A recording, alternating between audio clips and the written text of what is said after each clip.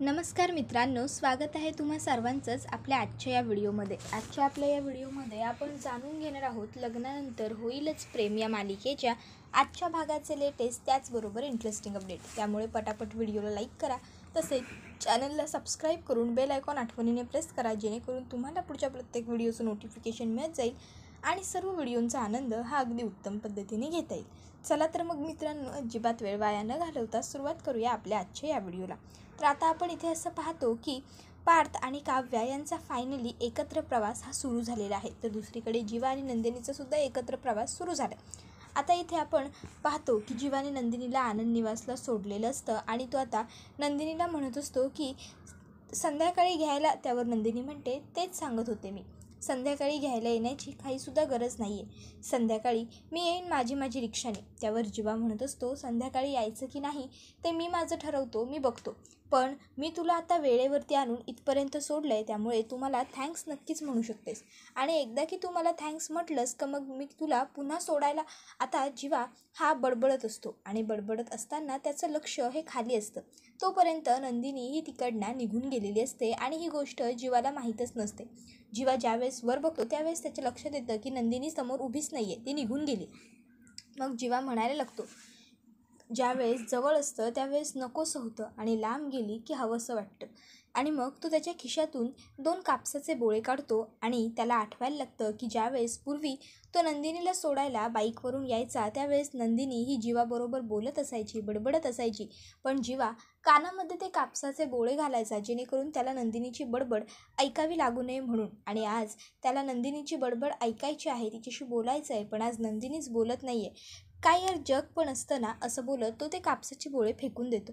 त्याबरोबर आता पुढे तो म्हणत असतो, एक मिनटं, नंदिनी काय म्हणाली आता आतमध्ये जाताना की तिला रिक्षाने घरी यायचं आहे, म्हणजे तिला रिक्षा हवी आहे आणि रिक्षात मी सुद्धा. येस, काय व्यवस्थित अर्थ बांधलाय जीवा. मग जर नंदिनीला रिक्षात मी हवाय तर मग मला काहीतरी जुगाड करावा लागेल, आता जीवाची जादूची कांडी फिरवावी लागेल, असं आता जीवा म्हणत आहे. आणि मित्रांनो, जीवाची कांडी म्हणजे नक्कीच काहीतरी गोलमाल झोलमाल काहीतरी होणार. तुम्हाला काय वाटतं, आता जीवा नंदिनीसाठी काय करणार ते आपल्याला आजच्या एपिसोडमध्येच पुढे पाहायला मिळणार आहे. त्यामुळे एपिसोड स्किप न करता पूर्ण पहा. तर आपण दुसरीकडे पाहतो की आता संध्याकाळ होत आलेली असते, ऑफिसची वेळ पूर्ण होत आलेली असते. त्यामुळे वसवत्या रम्याला कॉल करते आणि विचारत असते, रम्या, ऑफिसमधून निघालीस का, संपली का सगळी कामं. त्यावर रम्या म्हणत असते, आई अगं काय बोलतेस, दिवस संपला पण कामं काही संपत नाही आहेत. आता ऑफिस सुटल्यानंतर एका क्लायंटबरोबर मीटिंग आहे. पार्थने मला सांगितलं आहे की ती मीटिंग मला हँडल करायची आहे. मग काय, आता जरा त्याच्याच तयारीला लागलेलो आहे आम्ही लोक. त्याबरोबर लगेचच आता हे ऐकल्यावर वसवत्या रम्यावरती चिडते. ती रम्याला म्हणत असते, रम्या अगं तू काय करतेस, तुला तरी कळतं आहे का. रम्या म्हणते, आई काय झालं. त्यावर वसवत्या तिला म्हणत असते, अगं तुला कळत कसं नाही आहे, जर तू ऑफिसमध्ये थांबलीस तर काव्या पार्थबरोबर घरी येईल ना, मग त्याचं काय. त्यावर काव्या पार्थबरोबर घरी येऊच शकत नाही. आई, सध्या त्या दोघांचंही एकमेकाबरोबर पटत नाही आहे. पार्थच्या मनामध्ये वादळ उठलं आहे, वादळ. आपल्याला फक्त त्याला हवा घालत राहायचं आहे आणि आपण आपलं काम चोख करायचं, असं रम्या म्हणत असते. तर आता दुसरीकडे पार्थ हा बाहेर आलेला असतो आणि बघतो तर काय, ऑफिसच्या बाहेर त्याची कार उभी असते, पण कारचा जो टायर असतो तो पंक्चर झालेला असतो. पंक्चर टायर बघून पार्थ आता विचार करायला लागतो, रिक्षासुद्धा मिळणार नाही, रिक्षा मिळायलासुद्धा आता मला वेळ लागेल, काय करू आता. मग तो विचार करतो, चला पुढे जाऊन बघायला तर हवं काहीतरी. मग तो पुढे येतो आणि रिक्षाला हात दाखवायला लागतो, रिक्षा रिक्षा, पण 2 रिक्षा काही थांबत नाही. मग आता शेवटी 3ऱ्या रिक्षेला हात केल्यावर रिक्षा पुढे जाऊन थांबते. पार्थ पुढे पळत जातो आणि रिक्षात बसायला लागत असतो, पण समोर बघतो तर काय, काव्या. आता काव्याला बघून पार्थ लगेच विचारतो, तुम्ही. तर दुसरीकडे नंदिनी ही आता रिक्षा थांबवण्याचा प्रयत्न करत असते, पण कोणीच रिक्षा थांबत नसते. नंदिनी म्हणत असते, अरे यार, कोणीच रिक्षा थांबत नाही आहे, अशी काय आहे ती लोकं. इतक्यात एक रिक्षा थांबते. नंदिनी त्यांना विचारते, आशीर्वाद बंगला. त्यावर ते होकार देतात. नंदिनी पटकन लगेचच रिक्षात बसते आणि म्हणत असते, अगदी देवासारखे भेटलात दादा, बरं झालं. त्याबरोबर इथे जीवा हा मनातल्या मनात म्हणत असतो, देवासारखा नाही, जीवासारखा. तर आता इथे नंदिनी ही त्याला म्हणत असते, तसंही मला जीवांबरोबर जायचं नव्हतंच. त्याबरोबर आता इथे तो काही रिॲक्ट करत नाही. आणि गाणे लावतो. जीव गुंतला हे गाणं त्याने लावलेलं असतं. आता नंदिनीला हे गाणं ऐकणं असंही होतं. नंदिनी त्याला म्हणत असते, दादा हे गाणं बंद करा प्लीज. त्यावर तो म्हणतो, का हो, तुमचं काय ब्रेकअप झालं आहे काय? का नवऱ्याशी भांडलाय तुम्ही? हा होय, असले नवरे असेच असतात हो. ये पितात दारू आणि मारतात बघा बायकोला. त्यावर लगेचच नंदिनी म्हणते, हो नाही हो, माझा नवरा तसा नाही आहे. माझ्या नवऱ्याने मला तसं काही त्रास दिलेला नाही आहे. त्यावर जीवा म्हणतो, तसा नाही काय? मग तुमचा नवरा तुम्हाला बायकांना घरात ठेवून नवरे बाहेर दुसरी लफडी करतात, तसाच असेल, लफडंच असेल त्याचं बाहेर, म्हणून तुम्ही रागवलाय ना? त्याबरोबर नंदिनी म्हणत असते, नाही हो, माझा नवरा तसाही नाही आहे, त्याचं काही लफडं वगैरे. तुम्ही का बोलताय उगाच नको ते? त्यावर लगेचच पुढे जीवा म्हणायला लागतो, तसं पण नाही काय? मग ना, मला माहिती आहे बघा, तुमचा नवरा जास्त आय करत असणार, म्हणून मग तुमच्या सासूची आणि तुमची भांडणं होणार. आणि मग त्याबरोबर नंदिनी म्हणते, नाही हो असं काहीच, माझा नवरा खूप चांगला आहे आणि माझ्या सासरचं सुद्धा चांगले आहेत, सगळी फॅमिली चांगली आहे माझी. अहो मी का सांगते या सगळ्या गोष्टी तुम्हाला काय करायचं आहे? तुम्ही रिक्षा सुरू करा बरं, आपण निघूया. त्याबरोबर आता तो म्हणत असतो, मग एक अट आहे माझी, एकतर माझ्याशी तुम्हाला बोलत राहावं लागेल, नाहीतर मी गाणी लावीन ती तुम्हाला ऐकावी लागतील, कारण मला गपचूप बसून रिक्षा चालवताच येत नाही ना. तर दुसरीकडे पार्था काव्याला म्हणतो, तुम्ही इथे. त्याबरोबर पुढे तो म्हणतो, असो, मी कॅब बुक करून जाईन, मला नाही गरज. आणि तो पुढे जात असतो. त्यावर काव्य रिक्षातून खाली उतरते आणि म्हणत असते, पार्थ अहो थांबा, असं काय करताय? तुमची गाडी मीच पंक्चर केली आहे, म्हणून तर तुम्हाला पिक करायला आली आहे. त्यावर पार्थ काव्याकडे बघतच राहतो. मग काव्या म्हणते, असं वाटतंय का तुम्हाला मी करेन म्हणून? मी असं काही केलेलं नाही आहे. अहो तुमची गाडी रस्त्याने जाताना पंक्चर दिसली, म्हणून मग तुमचा पंक्चर झालेला चेहरा मला दिसला आणि मग मी तुम्हाला पिक करायला आले, कळलं का? चला बरं आता रिक्षात बसा. पार्थ म्हणतो, नाही नको, मी येईन माझा. त्यावर काव्या म्हणत असते, पार्थ हो असा का हट्ट करताय? बसा ना रिक्षात, मी खरंच म्हणते ना, मी देते लिफ्ट, तर चला. आणि एवढा राग बरा नसतो पार्थ. त्यावर पार्थ हा फक्त काव्याकडे बघतच राहतो. काव्या म्हणते, काळजी नका करू, आज मी तुमच्यावरती फिसकारणार नाही आहे, त्यामुळे आज टेन्शन घेऊ नका. जाऊ देत ना पार्थ, विसरून जाऊयात ना सगळ्या गोष्टी आणि पुन्हा करूयात ना आपण नव्याने सुरुवात. त्याबरोबर पार्थ काव्याकडे बघायला लागतो. तर काव्या म्हणत असते, संसाराबद्दल नाही बोलत आहे मी, फक्त प्रवासाबद्दल बोलते.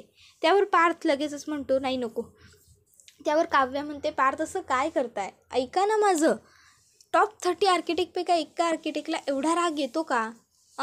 हे बघा, तुम्ही एवढे चिडू नका, एवढा राग चांगला नसतो आणि माझ्यासारख्या सुंदर मुलीवर तर अजिबात चिडायचं नसतं. त्यावर पार्थ म्हणतो, का? त्यावर काव्या म्हणत असते, पाप लागतं. त्यावर पार्थ काव्याकडे सिरियसली बघायला लागतो. तर काव्या म्हणते, नाही हो पार्थ, गमतीत म्हणते मी, असं काही नसतं, पण प्लीज ऐका ना माझं, चला ना माझ्याबरोबर तुम्ही पार्थ, प्लीज. बरं मी तुम्हाला सांगते, राग कसा असावा माहिती आहे? राग ना सूर्यासारखा असावा.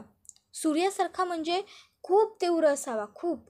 पण सूर्य कसा संध्याकाळी मावळायला जातो, त्याचप्रमाणे आपल्या रागाला सुद्धा संध्याकाळी मावळायला जाता आलं पाहिजे. म्हणजे काय होतं त्याने माहिती आहे? त्याने आपली जी संध्याकाळ आहे ती सुंदर होते, छान आणि शांत होते. बरोबर ना? मग आता तरी चला ना, बसा रिक्षामध्ये बसा प्लीज. पार्थ मात्र एकटक गप्प उभा असतो आणि त्याला आठवतं की काव्य आता जी गोष्ट सांगते ती म्हणजे सूर्य वगैरे, ते सगळं पार्थनेच काव्याला सांगितलं होतं. काव्या एकदा पार्थवरती खूप जास्त चिडली होती, कारण पार्थ तिच्या कॉलेजला आला होता. त्यावेळेस पार्थनेच तिला ही गोष्ट सांगितली होती की राग हा सूर्याप्रमाणे असावा, कितीही तीव्र असला तरी संध्याकाळपर्यंत तो निघून जावा, म्हणजे संध्याकाळ कशी छान होते. तर आता काव्या म्हणत असते, पार्थ प्लीज चला, तो बघा सिग्नलही सुटला, आता खूप उशीर व्हायला नको आपल्याला, लवकर चला बरं बसा. त्याबरोबर पार्थ आता पटकन रिक्षात बसतो आणि स्वतःची बॅग मध्ये घेतो, जेणेकरून काव्याने त्याच्यामध्ये एक सीमित अंतर राखलं जाईल याचा अंदाज घेऊन. तर दुसरीकडे आता नंदिनी ही जीवाला विचारते, का? म्हणजे तुम्ही शांत बसून रिक्षा का नाही चालवू शकत? तर जीवा सांगत असतो, अहो ते काय आहे ना, मी शांत बसलो की मग मला झोप येत्या आणि झोप आली की मग समोरचा पॅसेंजर आपली जबाबदारी राहत नाही ना, म्हणून. त्यावर नंदिनी म्हणते, बरं ठीक आहे, मग तुम्ही गाणी ऐका. त्यावर जीवा म्हणतो की नाही, आता तुम्ही एवढ्या सॅड आहे, तुम्ही सांगितलं आणि मी गाणी ऐकून एन्जॉय करू, बरं वाटणार नाही ना हो. म्हणून म्हणतो नको, गाणी ऐकायचा प्लॅन कॅन्सल, मग आपण आता गप्पा मारू, मी बोलतो. त्यावर नंदिनी म्हणते ठीक आहे, बोला तुम्ही, मी एक काम करते, मीच कानात कापसाचे बोळे घालून बसते, तुम्ही करा तुमची बडबड, मला काहीच प्रॉब्लेम नाही. आणि मग नंदिनी म्हणते पण त्याआधी रिक्षा सुरू करा तेवढी, म्हणजे प्रवासाला सुरुवात होईल.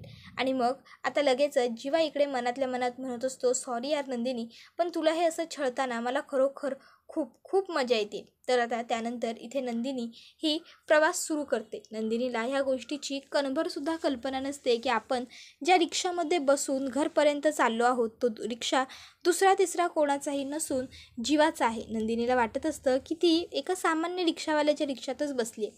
तर दुसरीकडे आता पार्थ आणि काव्या हे दोघं रस्त्याने चाललेले असताना पटकन काव्या ही पार्थला स्पेक्स काढून देते, त्याला गॉगल लावायला लावत असते. तर पार्थला आठवतं की एकदा तो आणि काव्या दोघं एकत्र चालले होते, त्यावेळेस काव्याला उन्हाचा त्रास होत होता आणि म्हणून पार्थने तिला गॉगल लावायला दिला होता. पण काव्याने त्यावेळेस त्याच्या हातातला गॉगल घेतला नव्हता, तर त्याच्याच हातात तो परत ठेवला होता आणि मला नको आहे असं सांगितलं होतं. तसंच आता पार्थही करायचं ठरवतो. पार्थही काव्याने पुढे केलेला हात ढकलतो आणि म्हणतो नको आहे. आणि मग मात्र काव्याला वाईट वाटतं, पण तरीसुद्धा काव्या काहीच रिॲक्ट होत नाही. तर दुसरीकडे वसुहत्या आणि विक्रम काका हे दोघंजणं बुद्धिबळ खेळायला बसलेले असतात. त्या ठिकाणी मालिनी आलेली असते. आता मालिनी ओरडतच येते, या या या गरम गरम शेंगा घ्या, चला या पटकन, शेंगा शिजवून झालेल्या आहेत सगळ्या. त्यावर विक्रम हा एका शेंगेतलं पाणी आपल्या तोंडात पिळत म्हणतो तुम्हाला माहिती आहे का, शेंग खाण्या अगोदरचं हे जे खारं पाणी असतं ना ते मला खूप आवडतं. लगेचच वसुहत्या म्हणते मालिनी याचा जीव कशात रमेल ना खरंच काही सांगता येत नाही. बरं चल खेळ पुढे, तुझी पुढची खेळी चाल. त्यावर आता विक्रम काका म्हणत असतात ताई बघ, आता मला भूक लागत होती, पण आता जरा शेंगा माझ्या पोटात गेल्या ना की मी तुला कसं हरवतो ते, मीच तुला चेकमेट करणार. त्यावर वसुहत्या म्हणते तू आणि मला चेकमेट? विक्रम तू विसरतोयस का, अरे मी तुला बुद्धिबळ खेळायला शिकवलं आहे. त्यावर विक्रम म्हणतो तरी पण ग ताई, आणि तू सुद्धा घरी घेऊन जा कल्पना शेंगा, असं आता विक्रम कल्पनाला म्हणतो. त्यावर कल्पना म्हणते नाही नाही साहेब, मला नको, आज माझ्या घरी मी खेकड्याचा रस्सा बनवणार आहे. खेकड्याचा रस्सा कसा पावसा पाण्यातनं खायला छान वाटतो ना, म्हणून. त्यावर विक्रम काका आणि वसुहत्या मालिनीला विचारतात मालिनी आज आपल्याकडे काय बेत आहे ग? त्यावर मालिनी म्हणते आहे ना, आज आपल्याकडे पण आहे मुगाची खिचडी आणि टोमॅटोचं सार. आता मुगाची खिचडी आणि टोमॅटोचं सार हे शब्द ऐकल्याबरोबर इकडे वसुहत्या आणि विक्रम काका दोघंही म्हणतात आपण असं करूया, आज आम्ही कल्पना तुझ्याच घरी जेवायला येतो. त्यावर कल्पना हसते आणि म्हणत असते वय वय चालतंय की. आणि मग आता कल्पना ही तिची पुढची कामं आटपण्यासाठी तिकडनं निघून गेलेली असते. तर आता इथे लगेचच आई ही म्हणायला लागते काय हो तुमचं काय सुरू आहे, कसलं सारखं तुम्हाला नॉनव्हेज खायचं असतं, विसरलात का तुम्ही, तुम्हाला डॉक्टरांनी काय सांगितलं ते, नॉनव्हेज खाणं टाळा. मग तुम्हाला कशाला हवं असतं सारखं सारखं नॉनव्हेज, आणि तसंही आपण ना खूप चिकन मटण खात असतो, त्यामुळे आता मी ठरवलं आहे की आता आपण चिकन मटण खाण्यावरती कंट्रोल करायचा. ते काही नाही, आता येत आहे की नाही श्रावण महिना, मी ना सत्यनारायणच घालते घरात, मग बघाच तुम्ही, मग बघते कसं वशाट खाता येते तुम्ही. आता सत्यनारायणच घालते घरात, मग बघते वशाट कसं खाताय तुम्ही, असं मालिनीने म्हटल्याबरोबर विक्रम काका म्हणतात बरं ठीक आहे, तुला काय जो सत्यनारायण घालायचं तो घाल, पण माझं सोहळं त्याच्यासाठी शोधून ठेव. त्यावर लगेचच मालिनी काकू म्हणतात तुमचं सोहळं, तुमच्या सोहळ्याचं काय करायचं आता? त्यावर विक्रम काका म्हणतात अगं असं काय, पूजेला बसायला. त्यावर मालिनी काकू म्हणतात अहो विसरताय का तुम्ही, आता आपण पूजेला नाही बसायचं, आता आपल्या दोन्ही मुलांची लग्न झालेली आहेत. आपल्या दोन्ही मुलांची लग्न झाल्यामुळे आता त्यांच्यापैकी कोणीतरी एक त्याच्या बायकोबरोबर पूजेला बसूच शकतं ना, त्यामुळे आता आपण मोकळे झालो आहे, कळलं का. हळूहळू सगळं कसं सुरळीत रुळावर होत चाललं आहे या गोष्टीचा विक्रम काका आणि मालिनी काकूंना जरा आनंद असतो. पण वसुहत्याला काही हे सगळं बघत नसतं, तिला लगेचच ठसका लागतो. त्यावर मालिनी काकू आणि विक्रम काका वसुहत्याला म्हणतात वसुहत्या हळू जरा हळू श्वास घ्या. त्यावर वसुहत्या म्हणत असते की नाही रे मी ठीक आहे विक्रम, पण मला कळत नाही आहे की म्हणजे तुमचं हे सगळं काय सुरू आहे. त्याबरोबर लगेचच विक्रम काका आणि मालिनी विचारतात नेमकं कशाबद्दल. त्यावर वसुहत्या सांगते अरे दिसत नाही आहे का तुम्हाला नंदिनी आणि काव्याबद्दलचं, त्या दोघी घरात आल्यापासून जीवा आणि काव्य ह्या दोघांनीही पार्थ आणि नंदिनीला स्वीकारलं आहे कुठे एकमेकाच्या आयुष्यात जोडीदार म्हणून. त्यावर लगेचच मालिनी काकू म्हणतात, तुम्हाला दिसत नाही आहे का ताई की बघायचंच नाही आहे की आता जीवा आणि काव्यसुद्धा एक एक पाऊल पुढे टाकण्याचा प्रयत्न करतायत. त्या दोघीसुद्धा आता हळूहळू चांगलं वागायला लागल्यात. मग येतील हळूहळू ते लोकंसुद्धा एकत्र, होईल सगळं पूर्वीसारखं छान. त्याबरोबर लगेचच मालिनी काकूंना वसुहत्या म्हणत असते की काय आहे ना, तुला ना फक्त वारं वाहतंय एवढंच दिसतंय मालिनी, पण नेमकं वारं कोणत्या दिशेने वाहतंय हे दिसत नाही आहे ना, त्यामुळे तू असं बोलतेस. पण काय आहे ना, मला विचार दोन्ही बाजूंनी करायची सवय आणि मी तेच करते. त्याबरोबर लगेचच आता ती पुढे म्हणते, मग बर्बाद झालो तर भीती कमी वाटते. त्यावर मालिनी काकू म्हणतात, आई हो का उगाचच्या उगाच तुम्ही तिन्ही सांजेच्या वेळी बर्बादाच्या गोष्टी करताय बरं. त्याबरोबर लगेचच आता विक्रम त्या दोघींनाही शांत करत म्हणतो, ताई मालिनी शांत व्हा प्लीज. हे बघा, मला व्यवस्थित माहिती आहे की तुम्हा दोघींनाही जीवा आणि पार्थची खूप काळजी, दोघी नाही. पण आता तुम्ही दोघींनीही जर एकमेकीला सांगून कळलंच नसेल तर मग त्याचा काय उपयोग. कळतंय का तुम्हा दोघींनाही मला काय सांगायचं आहे ते. शांत व्हा बरं तुम्ही. त्याबरोबर लगेच वसुहत्या म्हणते की मी शांतपणेच तुझ्या बायकोबरोबर बोलायला जाते, पण तिला कधी माझं ऐकायचंच नसतं. तिची धाकटी सून आल्यापासून हे सगळं सुरू आहे. त्याबरोबर लगेचच आता इथे धाकटी सून म्हणजेच नंदिनी हिचा विषय सुरू असतो. आता नंदिनी ही चांगली असल्यामुळे मालिनी तिच्या मनातली प्रत्येक गोष्ट नंदिनीबरोबर शेअर करते आणि त्यामुळे नंदिनी आणि मालिनी यांचा बॉन्ड हा खूप जास्त स्ट्रॉंग आहे. तर दुसरीकडे वसुहत्या म्हणत असते, ह्या मुली जेव्हापासून आपल्या घरात आल्या आहेत ना, तेव्हापासून अगदी त्या दिवसापासून घरात फक्त आणि फक्त क्लेश आणि क्लेशच होत आहेत. बघत नाहीस का तू. त्याबरोबर लगेचच आता इथे लगेचच विक्रम काका म्हणतात की अगं ताई, त्याचा दोष तू त्या दोघींना का देतेस, ते त्यांची तरी काय चूक होती. त्याबरोबर लगेचच आता इथे पुढे वसुहत्या म्हणत असते, फिरायला पाठवलं तर तिकडेही जाळपोळ करूनच आले.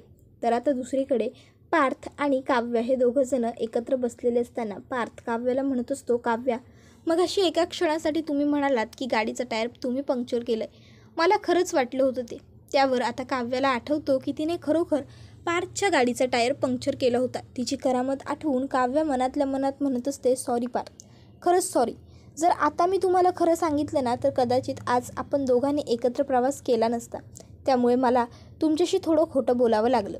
इतक्यात आता पार्थचा धक्का हा पुन्हा एकदा पूर्वीसारखाच काव्याला लागलेला असतो आणि यावेळेससुद्धा पार्थ आणि काव्या हे दोघंही एकमेकाच्या नजरेत पूर्णपणे हरवून गेलेले असतात. एकमेकाकडे एकटक बघत असतात. इतक्यात रिक्षावाला मागेच हाक मारतो, ताई कुठल्या बाजूने घेऊ रिक्षा. विक्रम कोर्टाच्या साईडने की मंदिर आहे तिकडच्या साईडने. त्यावर लगेचच आता काव्या म्हणत असते, यावेळेस मंदिराच्या रोडला खूप गर्दी असेल, तुम्ही एक काम करा काका, तुम्ही कोर्टाच्या दिशेने घ्या. आता कोर्टाच्या दिशेने जशीच रिक्षा फिरते तसंच पार्थ आणि काव्या हे दोघंही कोर्टाकडे बघतात आणि एकदा एकमेकाकडे पाहतात. तर आता कोर्टाचं नाव काढल्याबरोबर पार्थला आठवतं ते म्हणजे त्याने काव्याला डिवोर्स पेपर्स दिलेला प्रसंग आणि त्याने तिला सांगितलं होतं, माझ्या सह्या झाल्या, तुमची फक्त सही बाकी आहे, तेवढी करा की मग सगळं सबमिट होईलच, मग झालंच सगळं. तर आता इथे मात्र काव्याला ह्या सगळ्या गोष्टींचा त्रास होत असतो, पण ती काही बोलू शकत नसते. त्यानंतर आता रिक्षावाल्याला पैसे देण्याची वेळ आलेली असते. काव्याही पैसे द्यायला पैसे काढत असते आणि पार्थही. काव्या म्हणते, पार्थ तुम्ही राहू द्या, मी देते ना. त्यावर पार्थ म्हणतो, मला कोणाकडूनही काहीच फुकट घ्यायची सवय नाही आहे. जर आता मी तुम्हाला पैसे दिले नाही तर मी पुन्हा कधीच तुमच्या रिक्षात बसणार नाही, समजलं. त्याबरोबर काव्या लगेच म्हणते, अच्छा म्हणजे तुम्हाला पुन्हा बसायचं आहे तर माझ्याबरोबर. तर आता मात्र इथे पुढे पार्थ काहीच बोलत नाही. तो पटकन रिक्षावाल्याला पैसे देतो आणि तिकडनं सटकतो. तर आता दुसरीकडे आता इथे वसुहत्या आणि रम्या दोघीजणी बोलत असतात. वसुहत्या म्हणत असते की आज काहीही झालं तरी मी पार्थच्या खोलीमध्ये जाऊन तो कागद मिळवणार म्हणजे मिळवणारच, बास. तर आता दुसरीकडे नंदिनी ही येत असते पाण्याचा भरलेला तांब्या घेऊन, तर समोर जीवा हा अंथरून टाकत असतो. नंदिनीचा चुकून पाय उशीवरून सरकतो आणि नंदिनीचा तोल खाली चाललेला असतो. त्याबरोबर जीवा हिरोसारखी परफेक्ट एंट्री घेतो आणि लगेचच मालिनीला वाचवतो. त्याबरोबर हा व्हिडिओ इथेच संपतो. व्हिडिओ आवडला की व्हिडिओला लाईक करा, तसंच चॅनलला सबस्क्राईब करून बेल आयकॉन प्रेस करा, जेणेकरून तुम्हाला पुढच्या प्रत्येक व्हिडिओचं नोटिफिकेशन मिळत जाईल आणि सर्व व्हिडिओंचा आनंद हा अगदी उत्तम पद्धतीने घेता येईल. चला तर मग मित्रांनो, अजिबात वेळ वाया न घालवता आजच्या पुरतं इथंच थांबूया. पुढचा व्हिडिओ येईपर्यंत टाटा बाय बाय, धन्यवाद, take care all of you.